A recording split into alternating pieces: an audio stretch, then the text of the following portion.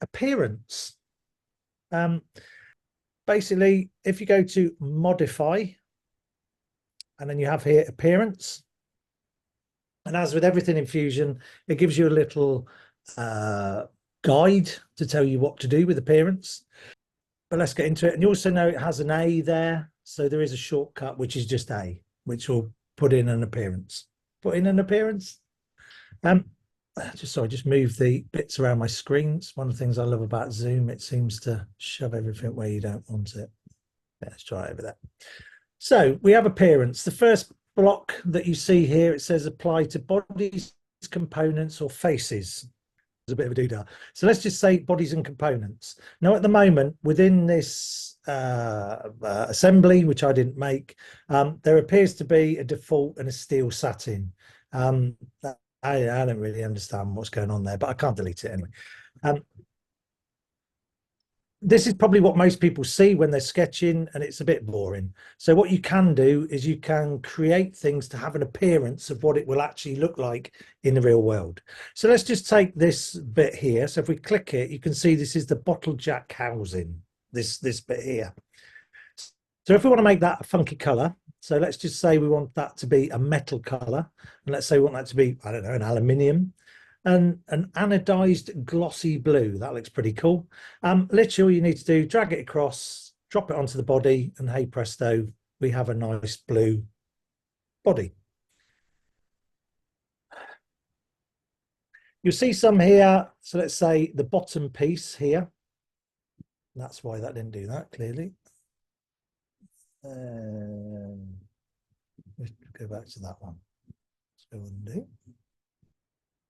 Okay, so for some reason, my selection filter, which I think we haven't covered yet, but just up there, if things do go a bit peak-tong, maybe just go to Window Select, because I don't know if anybody noticed when I dragged that color across, it just seemed to do a face, even though up here I had bodies and components selected. I don't quite know why that was. But when we go to the bottom here, we've got this body here. Let's say if we wanted that a red, you'll see here, if I try and drag that across to there, even though it says download. Oh, that's because it's an update. So if you don't have a material, I obviously do have this one. Let me just see if I can find one that I haven't got. You won't find a brass one. Right, so if I wanted brass old for this, well, let's do the nut here. So brass old, what you'll notice here is that if I try and drag this across and put it on there, it just won't do it. So there you go, something I've learned tonight. It's got a little red dot in it. It says you've already downloaded it, but you can also download a better version of it. So if you just press the download button, that will download that material. And now you can drag that and you can drop that onto that part. Okay.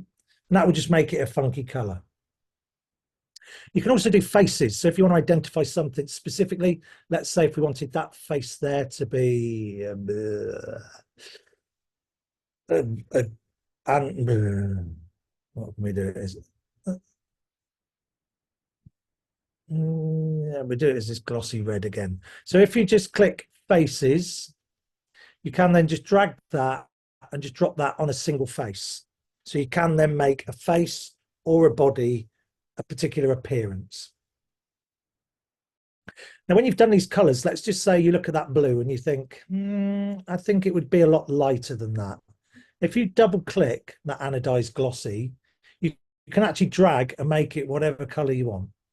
Okay, so even though it says anodized glossy blue, you can make it a different shade of blue.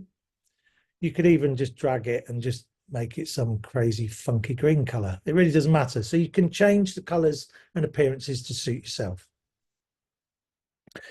Now we've got an advanced tab here. I'm not going to go into it too much, but suffice it to say, this gives you various different bits and pieces. But one thing that it does give you here is an option to use an image.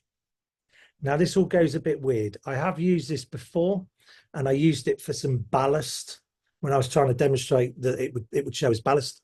So if I clicked an image, you can select an image. Should have prepared for this really, shouldn't I? Space age clock, that'll do, won't it? Let's open that one. And what you'll notice, it starts to tile it. So what you'll need to do is you'll need to just open that out a bit more.